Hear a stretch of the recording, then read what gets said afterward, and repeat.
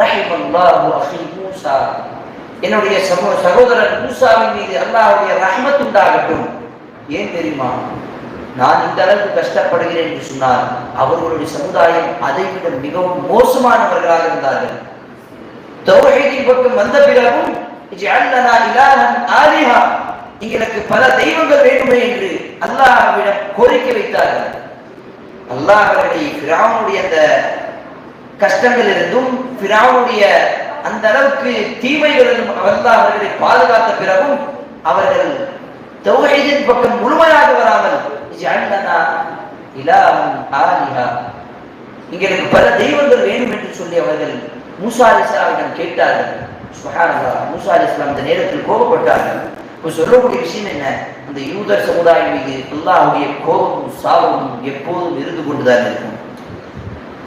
ஹதீஸில் வரும்பொழுது அல்லாஹ்வுடைய தூதர் ஸல்லல்லாஹு அலைஹி வஸல்லம் 3 நபர்களை பார்க்க மாட்டான், நாளை மறுமையில் அவனை பேச மாட்டான், அவனிடம் இன்னும் அவனை பரிசுத்தம் செய்ய மாட்டான், அவன் மீது அல்லாஹ் கோபமாக இருப்பான் என்று நாங்கள் பார்க்கலாம்.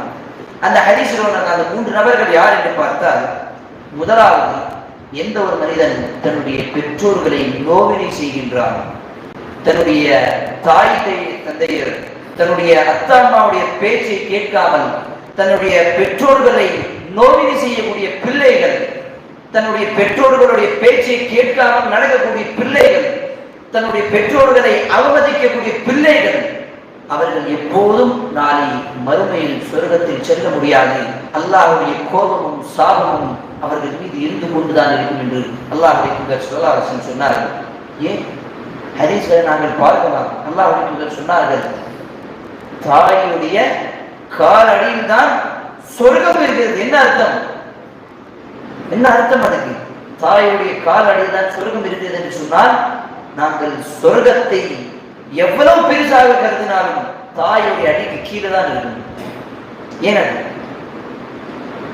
தாயை திருப்திப்படுத்தினால்தான் சொர்க்கம் கிடைக்கும். அல்லாஹ் சொல்லுகின்றான், பெற்றோர்களுடைய திருப்தியில் தான் அல்லாஹ்வுடைய திருப்தி இருக்கிறது. உங்களுடைய பெற்றோர்கள் நம்மளுடைய பெற்றோர்கள் மீது கோபமாக இருக்கிறார்கள், அந்த நேரத்தை நீங்கள் நினைத்துக் கொள்ளுங்கள், அல்லாஹ்வும் அந்த நேரம் கோபமாக இருக்கின்றான். சஹதுல்லாஹி சஹதுல் வாலிதைன், பெற்றோர்களுடைய கோபம் இருந்தால் அல்லாஹ்வுடைய கோபம் இருக்கும். பெற்றோர்கள் உங்கள் மீது கோபமாக இருந்தால், பெற்றோர்கள் நீங்க செய்யக்கூடிய காரியங்களின் மூலமாக கஷ்டப்படுகிறார்கள் என்று சொன்னார்.